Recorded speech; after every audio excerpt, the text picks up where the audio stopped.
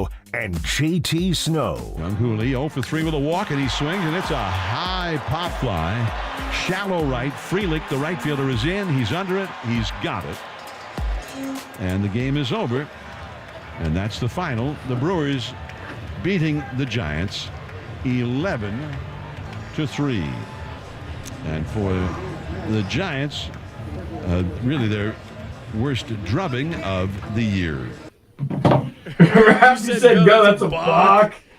Giants go to 15-9 in the year. They lose 11-3. Speak your mind. 808 KNBR. Give us a call. You know, they tell us to keep the bunker clean. It'd be nice if they had a garbage can in here so we could actually throw things away. There's no garbage can in the bunker. I got an email about we're being pigs in the bunker. How about a garbage can? I don't touch anything. I don't touch it. I'm going to start bringing some wipes in. Nor should you touch it. I'm not going to touch it. JT and I have been in the bunker for about 20 minutes now. We're talking about tonight's game. These ones are easy to leave at the ballpark, I feel like. You lose 11-3. The 4-3 walk-offs are, when you're on the road or, when you lose a close one at home. Those are the tough ones. But when you get boat race like this, there's probably going to be 10 more of these this year for the Giants. There's 138 games left. We were talking about how, and this is not an excuse. I'm sure you're going to drive home rolling your eyes at this one, but this is true. The second day in, after a tough travel day or a tough road trip, for whatever reason, you and I played the International League in AAA, and you had those 5 o'clock flights. You get to the town and maybe throw your luggage in the hotel, go straight to the yard, and we would get 15 hits and score 10 runs. And then the second day, we felt like a bag of smacked asses. We did. Because it hits you. And anybody out there that's listening, if you've ever traveled across country, time zones, you get there and you kind of rally and you kind of feel okay, and we're going to make. And then the next day it hits you. And that's what happens to the Giants. I mean, 8 runs, the 6th inning, and it wasn't pretty. But if you played, you understand it. And that's the first thing I thought of when they had that big inning. Like, the jet lag, the East Coast, it's starting to hit them right now. You come back to San Francisco, the weather's cool, you feel good, you feel energized. You see your wife, you see your kids, you sleep in your own bed. And then the next day you wake up and it's like a bad hangover. And it just kind of zaps you. And it's not an excuse.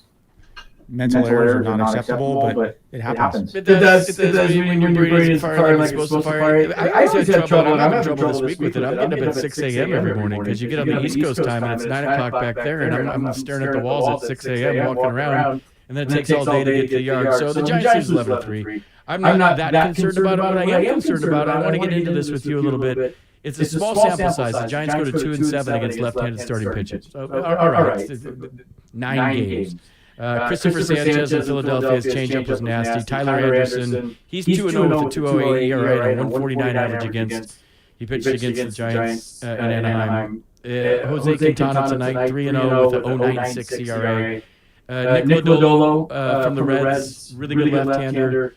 2.79 ERA as we speak. They faced him twice and couldn't beat him. They beat Rodon. They beat Framber Valdez. They were going to beat Kikuchi the other day and Sunday. That didn't work out. But a 185 average before tonight. I didn't compute tonight because I'm not that smart. 48 for 260 going into tonight against left-handed pitching. And when I saw the lineup early in the season with Elliott leading off, and I thought with all the right-handed hitters, they would dominate lefties. Small sample size. Your thoughts on why they might be scuffling against lefties right now? I think the thing is if you've ever played baseball and you come out, righties hit righties all their life. You throw a lefty in the mix, and then guess what? The lefties sit, and then the righties got to play. Might not have played in a few days. And there's just not as many left-handed pitchers. And it's just a different look. I call it the Kurt Reeder thing, right? Woody threw 87 miles an hour, and guys couldn't hit him. You just don't see as many lefties. And lineups are built mainly for right-handed pitching because you see more of it, and then when you get a lefty in there, I don't know if I'm constructing a rotation or bullpen. I'm having my 5 guys. I'm at least having 2 lefties, and I'm staggering them. It's just a different look. They just different arm slot. The ball comes out differently. They got the changeup. The ball sinks, and guys just don't get as many reps. No matter how much you practice, how much you go in the cage, how much you face Cutter John from the Giants, like the BP pitcher, it doesn't compute when you get into a game. And if you got kids out there, make them left-handed and make them a pitcher. For me, it's change-ups. Yeah, I still have nightmares about change-ups. I could never hit a change-up. And But then always the two-seamer just goes away. That's fine. fine. It goes away, and teams stack the lineup with righties, but it's hard. The ball's going away from you, and then it's soft, and they may buzz you in and then go away. When you get a right-hander on the mound, you're expecting some velocity, and you see the trajectory on the slider, the curveball. It's just different. Left-handed pitchers are a premium, I would always have at least two in my rotation. Yeah, I mean they got to figure out a way to beat lefties, and they will. Hopefully things turn around. But the changeup from the left, I mean Christopher Sanchez in Philadelphia had one of the nastiest changeups I've seen in a long time. I think he had 8 strikeouts at one time, and they were all on the changeups. And there's ways you can go about it. You move up in the box. But if a guy's got good arm speed on a changeup, you can sit on a changeup. I used to sit on Trevor Huffman's changeup all the time. I would sit on it. Because he's going to throw it to you. And his arm speed would trick your brain into thinking it's a fastball. And at the last second, it just never gets there. It dies. I couldn't hit any pitch, but the one pitch that gave me the most trouble my whole career was the changeup. Yeah. I mean, when I came up to the big leagues, and the first half of my rookie year, I was on fire, then I got sent back to AAA because of the changeup. You can't practice hitting it. The changeup is the best pitch in baseball. If you're out there, coaches, literally, you don't need a curveball. I just teach a kid a changeup. It's the arm speed. It comes out. So I was always taught if you're thinking about it, if you imagine a garden hose from the pitcher's arm to the catcher's glove, the fastball comes down the garden hose, the curveball pops up above it, the slider pops out to the side, the changeup comes down the same garden hose as a fastball. And our brains don't. Is it a garden hose? Because the baseball's no, it's one of those expandables. It's got to be like a fire hose. Like the baseball's going through it because it's not going to fit in the garden. It's one of those expandables. We have. We have. You don't get kicks in those. You do not. Right? We have the black one that you just like wind up. My mom and dad had that. We have this all over our yard. You just turn it on, they expand, and then you turn it off, and they.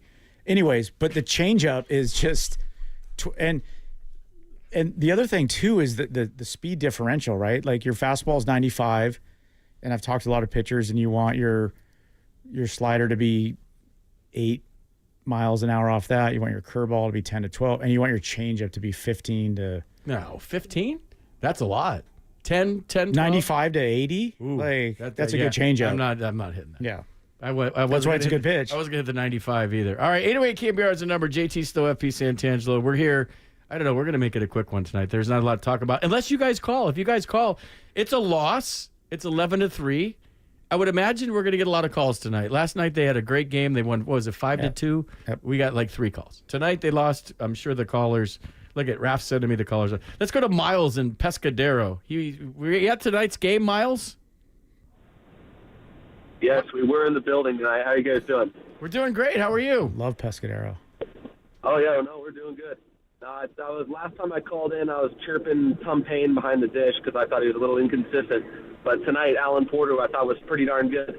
That's not really why I'm calling in. I'm calling in more about the chemistry between Adames and Tyler Fitzgerald. It seemed like they bumped into each other in the first inning. It seemed like there was no communication between the two after the fact. It seemed like they kind of cold shoulder each other. Is that something we need to look into, or do you think Adames is just mad because he's off to a slow start? I'm going to defer this to FP because I did not play the middle infield, and FP played all the positions, and that's a great question. And there's a lot of communication that goes on, but FP can take this one. Well, I mean, if you were playing first and I was playing second, and there was a ball between us, even a ground ball, I got to call it so that you go back to the bag. Right. On the in-betweener. And we did play next to each other for a bit. And I got to say, I got it, so you can go back to the bag. Same thing over second base for the middle infielders.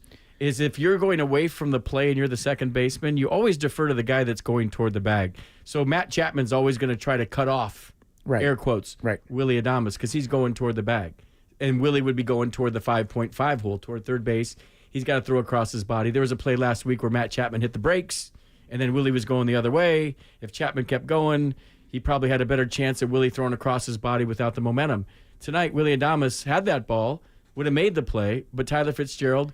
When you're looking at a ground ball, You're looking down. You can't see where the off fielder is. How much communication is going on between the second baseman and shortstop when the ball's hit? Like I hear you at second. I got it. And I don't know. I didn't see the replay. Does the shortstop have priority over the second baseman? Because especially if it's going to the left, right? Going toward the bag. Right.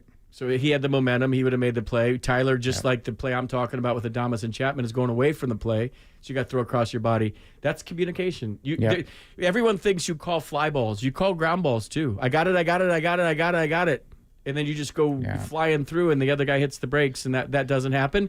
And to Miles' point, they're new together. What are we in? There's 138 games left in the season, by the way, in case you're keeping track of that. And if you're worried about the new unis, there's only 8 more games with them. There's 8 more Tuesdays at home with those jerseys. And I know they have the jerseys themselves, wins and losses haven't got off to a good start, but I like the way they look. And that's a good call, though. That's a great point by somebody watching the game and the communication. Kids can call ground balls too. Yes, and the more you play with somebody, then you get to know them. I played with Jeff Kent for a number of years. I know what his strengths and limitations were. I played with you. I played with Ray Durham. One of the best guys I ever played with was Nafi Perez. He was unbelievable. He gave me every pitch. I knew. He talked right away when the ball was hit. He was like, take it, I got it. And then I knew to go to the bag. And you got to build that relationship with an infielder and know your range. How far can I go? How far can't I go? It's huge. You played hundreds of games next to Jeff Kent. And I would say we played probably 20 games next to each other. And you and I probably checked out more scenery in the stands in those 20 games than you guys did in the thousands of games you played together next to each other. Between pitches. Jeff was a sleeper. Was he? He wore the Oakleys. Don't kid yourself. Jeff wore Oakleys for a reason because he used to steal pitches at the plate. I would just stare. No, but Jeff was great, and he would relay the pitches to me, and then right before the pitch, he would be like, because he had bad eyes, and then he got contacts. And do you remember the time he was complaining about someone was blowing bubbles in center field at Candlestick and it was messing him up at the plate? I'm like, dude, how are you seeing bubbles? And little bubbles were being blown in center field, and he stopped the game and they made him take the bubble thing away in center field. He's a beauty. I love Jeff. Let's go to Nick. He's leaving the game. Nick, you're on KNBR. Talk now. It's your turn. Hey guys, how you doing? Good. We're good. Great. I also played baseball at a very high level, senior year of high school, and that ball that Fitzgerald got in the way of, I mean, you got to know that you're coming across the bag, and whether that person's calling it or not, I hope Adames was, but he should have known to back off, and it's kind of a bummer because I know we're early in the season, but these are basic plays, and I've seen Fitzgerald bungle quite a few of them, so I hope we get a little more stability there. But it was weird that they didn't say anything to each other after, like, hey, that was mine or something. But anyway, but the real reason I'm calling is, the Giants batting average, which is not everything. There's, batting average is score with runners in scoring position also. But you look at that, at the lineup they threw out there tonight and how many guys were below the Mendoza line, like a lot of them. So it just seems to me that they're paying the price for not picking up a strong bat at first base. And I know that they're waiting on Eldridge. Now, is he injured? Does he got like an oblique strain? We have a Bryce Eldridge update for you. Yeah, he played his first game today, and his first at bat, he hit a home run. And double A. Double A. Bring him up tomorrow. I mean, we need to get some pop in the lineup. We've done a great job of manufacturing runs so far, but it just seems like in order to play at a high level, we're just going to need to have, an additional bat. Maybe it's Eldridge, but I do think they could have. The first baseman market was wide open in the offseason. They didn't have to get Alonso, even though he was available, but he came with a draft pick attached to him. But I think they should have picked somebody up at first base. But what are your guys' thoughts on the hitting? And I know it's a small sample size, but it seems to be a little bit of a repeat with, obviously you got Jung-Hoo Lee and Chapman doing, quite well. Bailey looks like another version of himself, batting and also But what are your guys' thoughts on the hitting right now? Well, it is a small sample size, and I've said this the last few shows we've been on, and baseball's a weird game because you have 9 guys in the lineup, and not all 9 guys are going to be hot at the same time. If you can have 4, maybe 5 guys swinging it, and it's early. Like Jung-Hoo went 0 for 3 tonight. His average went down to 313, and it was at 350 something before the game. It's early. I get it. We all want everyone to get off to a great start. I think Adames, I've been watching him like day in and day out, and I think he's pressing, right? He just signed a huge contract. I think he's pressing. And I think some of the things he's doing in the dugout with the players after home runs, I think that's all great. He just needs to relax and get into the season. But if you can have guys will pick it up. But like we've said the last couple weeks, if you get 4 or 5 guys hot, it just that's the way baseball is. It's a circular game, and guys will get hot, guys will, struggle. You just got to have those guys, certain guys, hot at the same time. I don't put too much into the batting averages early in the year. I look at production. Are guys driving in runs? Are guys playing good defense? Home runs are a bonus, but look at guys driving in runs and having good at bats because we're still in April. It's early. The Giants are going to get boat raced probably, I don't know, another handful of times like this year. It happens. It happens to teams that win 100 games. Let's go to Steve in Bend, Oregon. Steve, you are on The Sports Leader. What's going on? Nice to have you guys on. You guys make a good team. Thank you. Yeah, sounds good.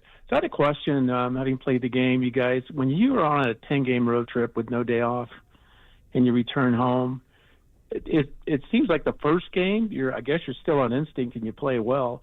Why is it the second game where you kind of tank it? Because you see a lot of boat races coming off of road trips like this with no day off.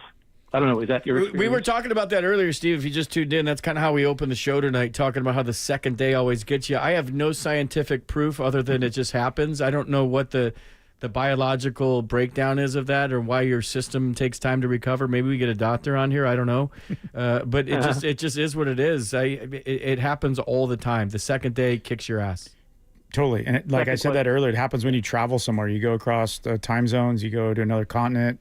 First day, you're okay, you rally the next day. And you got to remember, these players are coming home, right? Some have kids, and you have families, and the kids might have been jumping on the bed this morning and waking up dad, and it happens. And when you go across time zones, it takes a little while to get your legs under you. And there were certain parts of the game tonight that could have been better, and that's a great thing about baseball, right? If one play's made and one play's not, does it really lead to the next play or the next play? Like, you don't know. And you and I agreed there was one play tonight. Hold on a second, Steve. There was one play tonight that we both our eyes lit up about it. And I'm not killing the kid because I love how he plays. But Tyler Fitzgerald, we both thought could have went to third. Absolutely. It was a third inning? You wrote it down in your notes. He was on first, base hit by Ramos. I think he could have easily got to third. And the reason is because if you draw the throw with one, there's one out. He would have made it. That's when you go for third with one out. You never make the first or the third out at third base. There was one out. If he goes to third and the center fielder throws it to third, then Ramos goes to second. Now you have first and second. No, you got second and third. I mean second, third, sorry, with one out. But it didn't happen. And then Willie was up next, and he hit a fly ball to right field. That would have been a run. If the guy throws to second, you still have first and third. You got a guy in scoring position with one out. A fly ball scores him.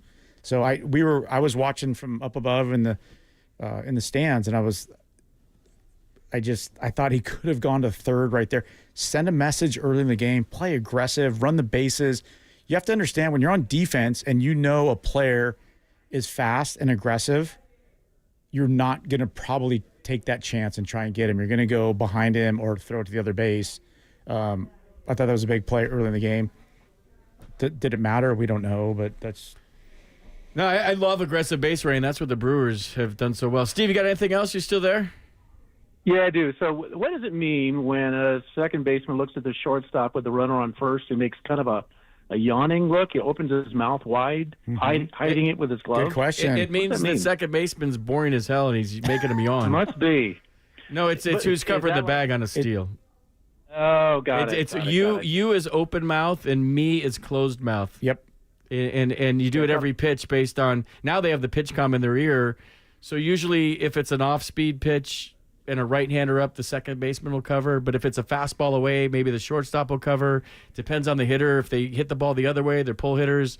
You just know the hitter, you know the situation. The shortstop usually is the one that instigates it, and then the second baseman just answers. Yep. So if the shortstop gives you open mouth, then That's you put you. that's you, and then I go closed mouth, which means me. That means I'm covering. And then you always, as a shortstop, say you got the pitcher on a double play. You point the pitcher, or you say, hey, second baseman's got the pitcher on a double play. I'm way in the hole. Like, very good question. Okay. Little things great question. we don't think about, like that fans might not know that. But that it's open mouth, closed mouth. So it's not Tourette syndrome. That's good to know. I'm just kidding. No, they would swear at each other if that was the case. Yep, it's Thanks, you, guys. Great show. it's you and me. You and me. Not to make fun of people that swear, because I have that too. Dave in San Jose. Dave, you're on KNBR. Was that Dave? No, this is Dave. I'm losing track. Yeah. Hey guys. Hey. All right, Dave. What's up, Dave? First off, I love the fact that you guys are running this afterwards, after like all the post game stuff, because you get to hear two players, their point of view and their experiences. First off, I just want to suggest, what if you guys were to name your show The Initial Reaction, since you guys both go by initials and everything. But secondly, I just wanted to know from your professional point of view, what's easier to get over, a big loss like this or a close loss where you lose by just one or you lose in extra innings, and how do you get over this stuff? Well, a girlfriend that cheats on you, that's easy to go over with. I mean, that's an easy one. A close game, though, that's the hard one, right? Those are absolutely, because you're pissed after the game. Yep. You lose you're throwing things in your locker. You lose 4-3. You had a chance. When you lose 11-3, it's like no big deal. They kicked our butt. Whatever. We're gonna come back tomorrow. There's so it's many the beauty of the them. It's beauty of baseball. It's So like every many. day, like so many games. Like the close ones are the tougher ones, especially when you had you might have had a chance to get a guy over, get a guy in. You don't do it. The closer ones are always harder. And it's the opposite for fans. The routes are the harder ones for fans because you pay your hard-earned money. You come to a ball game, your team gets crushed 11-3. You don't get a lot to cheer for. But at least in a 3-2 game, if your team loses, right. You got a 4-3 game. It's tense. It's emotional. You get to cheer, and those are better for fans. It's the opposite for players. We can wash these off in the shower easily. Yep. Not that we like to get crushed, but it's the ones that stick with you, that where you're flip-flopping at night. You're not sleeping well. Maybe you did something to lose the game. Those are the ones that stick with you and sometimes can carry over to the next day. So this one's an easy one to wash off. The one in Anaheim the other day, that's a quiet clubhouse, man. It's hard. I wasn't there, but you and I have been in those clubhouses. When you get walked off and you got a lead and then you come into that clubhouse, man, that's the hard one. How about when you're in the World Series Game 6 and you lose and you're walking in the clubhouse and the clubhouse kids had put the plastic over your locker and you walk up there and they're rolling it back up and they're moving the furniture back into place. You saw that? I did. In 02, Game 6. Players go up. I was the first. I've never been one to, like, after the game watch other teams celebrate. I'm like, I'm gone. I'm up. Barry and I walked up in the clubhouse after Game 6 in 02, and the clubhouse kids were rolling they had the tarps over our locker. They had all the furniture moved, ready for a party. And like, I got up there first, and when the game's over, I just leave. I'm out. Like, and the kids are scrambling around and they're looking at us and they're rolling the tarp up. They're putting the furniture back. And I'm like, wow, that's a tough one to swallow. They're putting the coffee tables back in order, and like that's tough to swallow. Like, once you guys lost Game 6, I thought you had no chance. We had them the next day. I was in the shower with Barry and I were the first guys in the shower, and we're like just sitting there. We weren't showering. Were you showering close together? Well, we were separate, but we weren't like. But we were just sitting there going, "We got him tomorrow." They had a rookie going, John Lackey. We're like, "We got this," and we wanted we didn't know who was starting Game 7. We're like, we got to start Woody. He's gonna win. He's the luckiest human being on the face of the planet. And the front office, the players wanted Kurt Reeder to pitch. The front office went with Livan Hernandez. And why? Because of experience in that situation? Yep. That's why. Because he had pitched in big games with the Marlins. But to a man, all the players, we all wanted Kurt Reeder to be pitching. And it goes back to the lefty thing. Throw a lefty out there that throws below the speed limit, can sink it. Horseshoe up his ass. If you're in Game 7, when you play in World Series in those games, you have so much adrenaline as a hitter. You want a pitcher out there on your side that just subtracts and that gets guys off there. But he's a winner, though. Not that Livan isn't. Livan, what a career Livan Hernandez had. And I would run through a wall for that guy. And we're facing a rookie, John Lackey, but Woody's a winner. Yeah. I don't know. I went 3 for 4, so I have no complaints. I did my job. You did your job, JT. 808 KNBR is the number. We're going to take a quick. We've been going way too long. Let's take a break. If you're leaving the game, you want to talk to us, we would love to talk to you. Giants lose 11-3. They go to 15-9 on the year. The new City Connects are 0-2, but they have 8 more games. So the City Connects could end up 8-2. So it's early, just like the season. Your call's next on the Sports Leader.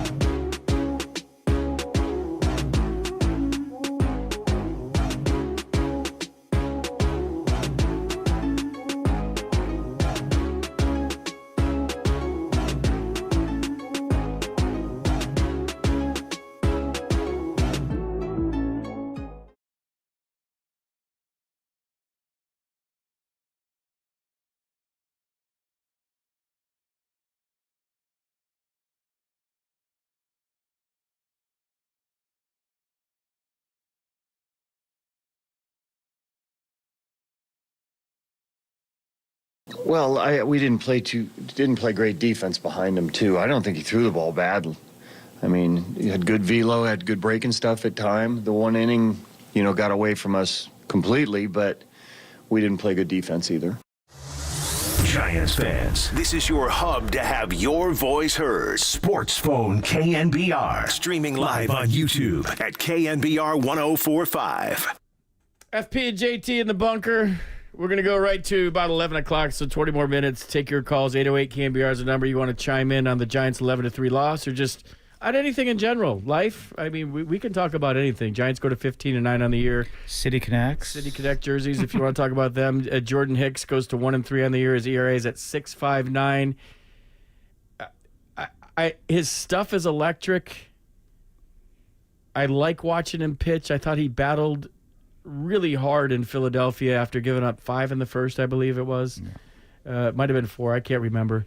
And he went 7 innings. Tonight, a little bit different. He gave up 5 earnings on 8 hits, struck out 5, walked 3.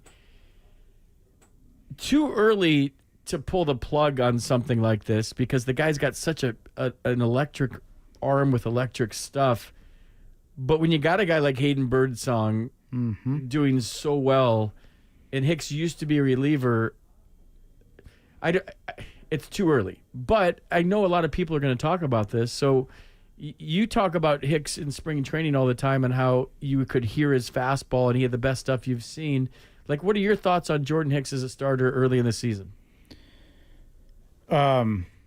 He's got great stuff. I think I was down there in spring training in the dugout, and I think he was pitched the second day we were down there, maybe second or third after Webb, and his stuff, I'm like, wow, this is like different sound on the fastball.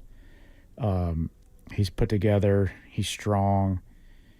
He portrays like a good confidence and arrogance, but it just seems like something goes weird, like Bob Melvin was saying during the game. I don't know. So is that the physicality and the physicalness is there? We know how hard this game is mentally. I don't care if you're a pitcher or a hitter, a defender. When you get out there, you gotta play with a chip on your shoulder, and you gotta prove yourself, and you just gotta feel like I'm the baddest dude out here. And doesn't always compute, but when you step in the box, you're like, I'm the best hitter on the planet. You might be a 250 hitter. When you're a pitcher, you got to be like, I'm throwing my stuff. And the thing for me is he's got a Gold Glove catcher back there, and trust him, or I don't know. But this is a hard situation because you got Birdsong sitting there in the bullpen, and Hicks has never really been a starter. That's the thing I want to ask you. Is it lack of experience as a starter? Because as a starting pitcher, you got to go through a lineup 3 times if you're lucky, because most teams won't let you do it the 3rd time because the numbers go through the roof. And you have to have a large repertoire to get through a lineup 3 times. But it's like part of navigating, negotiating, learning that there's going to be ups and downs and peaks and valleys, and to have the mentality where he used to just come in and throw 105. He threw 105 in St. Louis, 104, 105 for 1 inning. Is it just lack of experience as a starter when things start to go south? I've never done this before, so how do I put the wheels back on? Mm-hmm. When things start to get weird, and a guy makes an error behind me, or a guy should have caught a pop-up down the first baseline. Yeah. And he backed off it, or my 2 middle infielders bump into each other, and something weird happens where if you've been a starter your whole life and you're Justin Verlander and you're 42 years old, you've seen everything. Yeah. So you know how to put the wheels back on when S is happening behind you that you can't control. And I think all those things matter to pitchers. Like, that play should have been made, or that, maybe I got squeezed on that pitch. It didn't. But maybe it is. Maybe when you're a starter, there's a different mentality than when you're a relief pitcher. When you're a relief pitcher, you go down the bullpen, you wait. You're a starter, you have a routine, you throw before the game. I just think, I don't know. I'm a big mental side of the game guy, and I just think that something mentally, when you go out there to start, you have to know where you're at in the lineup. You got to know that first inning. And now the way the lineups are constructed in baseball, right? Teams are putting their best hitters 1, 2, 3 I got to get through these guys. The guys at the bottom of the lineup are still not the best hitters on the team. You got to do damage. 7, 8, 9, 6, 7, 8, 9. You got to do damage there, and you got to shut them down there. But you have to be, you got to be tough. You got to be a dude, and you just got to go through the lineup. And I don't know. Some guys need to be pat on the back. Some guys need to be kicked in the rear end. Some guys, I don't know. He's got great stuff. He's got unbelievable stuff. But maybe as a starter, it doesn't compute. I don't know. You know what? This is me knowing nothing about pitching, other than I couldn't hit it. What if a guy like that came out and was a closer in the first inning and just threw 100 and sent a message to the other dugout that my stuff, and you just like let it all out like you're going to pitch one inning and then go backwards? Justin Verlander kind of builds up. He'll go 92, 93, 94, 95, 96, Gets 97. stronger as it goes on. Yeah. What if you went the reverse? If you're Jordan Hicks, and you just could. I'm going 5 today, but I'm going to blow it out in the first. This probably sounds dumb if you're a pitcher. Like, FP, you can't do that. Like, if I do that, I'm not going to make it through 5. But what if you just, the nuclear loosh, announce my presence with authority and hit the mascot in the first inning and threw 100 and then work backwards? I was just going to say that. What if you come out and we face guys like this back in the day? Roger Clemens, Greg Maddux, these great pitchers. You know what? They would throw one under your chin, and then they'd throw one down and away, and they might throw one to the backstop. They might sail one over your head. But they were sending a message. And I just think when you come out and you have that stuff, you can buzz a guy's tower. You can go down and away, move the ball around. Don't let guys get comfortable. Because when you're a hitter and you know a guy's throwing with that velocity, you get in there, you look for one pitch. You sit on the fastball every pitch. You have to. You have to. So you know what? Take your fastball and throw it under a guy's chin, and then throw it at his feet, and move the ball around. And don't let guys get comfortable in the box. And like you said, just 100% pitch after pitch and send a message early in the game. Because you know how it is, and we know how it is, when the guys at the top of the lineup, they come back in the dugout, and they're like, what's he got? And they're like, this guy's got some good stuff. That's what I was going to ask you. He's got What's he got? Nasty, bro. He's nasty. Gear up. It's moving all over. And when you send that message, then that goes to the other team, and that goes all through their dugout and all through the lineup. This guy's filthy. Work backwards. Exactly. My rookie year, I was in San Diego, and I don't know if you remember the Qualcomm or Jack Murphy, whatever it was called. Day games, there was glare there big time. And I didn't see the baseball off Ashby, my first at-bat. And Mike Lansing asked me, going back to the dugout, he's like, something like, how do you see it? And I'm like, can't see, man. And Tommy Harper was our hitting coach, and he just screamed at me in the dugout. Leadoff hitter coming back to the dugout, telling everybody you can't see up there. Yeah, it sends a bad message. I know. I learned that. I learned the lesson the hard way. I was like, my bad. You can see great, you guys. Ashby was nasty, too. He was nasty. John in Daly City. We got to get these calls before we shut it down. John in Daly City. You're on KNBR. What's going on? What's up, FP? It's JT. It's John. Gotham Club dude. Just wanted to say hi. Wanted to make sure let you guys know you guys are doing a good job, man. My kid Logan is listening to you guys, so good points on everything that you guys talked about. So, but I'll promise JT I wanted to call you guys and say that you guys have been doing a good job, and it's been a lot easier to listen to you guys while I'm driving back to home. So, John, thanks for the call, man. Thanks for listening. We appreciate it. I think I met John tonight out there. I was watching the game out there. You were at the Gotham. You were in the fancy schmancy booth. No, there was nobody out there. It was like we were just hanging. Like, I like to watch the game. Like, it's kind of weird. I like to watch it by myself. Kind of a loner. Just watch the game and watch pitches, and you know how it is. Like, and John was hanging out there. I think the Gotham Club is great. It's amazing. If you haven't been there, you got to go. Yeah, you got to go. I think you got to have a secret handshake, and I don't know, sacrifice a small pig. The view from like right field through like the chain link, and like it's amazing. You get to see the game at real speed. So yeah, if you haven't it's a secret society from what I hear. No, if I'm not doing the show, I'm out there. I don't have enough self-discipline to go out there and do a show. Let's go to Jonathan. He's leaving the game. Jonathan, you got a question for JT Snow. Yeah. First, great to talk to you guys. I've lost my first 2 games. I was at the Logan Webb Reds game, and now tonight. So I've been wanting to get this in to cheer myself up. JT, I've loved watching you play since I was a kid, and I'm a huge fan. But I have to admit, while I grew up out here, I spent most of my childhood years in South Florida, and I'm actually a diehard Marlins fan. So the Yelich Grand Slam didn't help matters tonight. But I was thinking back, you mentioned 2002, but I was thinking back the following year, and I'm just wondering, and I apologize to pile on, but I'm wondering on that final out of the division series of Pro Player, just from your memory, who you would give more credit to for that last play, whether it was Jeff Conine's throw or Pudge with the play at the plate. You experienced it up close and personal, so I'm just wondering your take on it. Well, first of all, Eric Young should have been on the roster, and he should have been pinch running for me, but he was not. And we were out of players because Felipe he liked to use players early, and he would go through the bench. The other part of that play, I was on second. The crowd was so loud, and Pudge had already picked off a couple guys in that series on the bases. I could not hear our third base coach, Gene Glenn, yelling, "Stop!" No. I couldn't hear him. If the shortstop snuck behind me, I couldn't hear him because you're leading off second.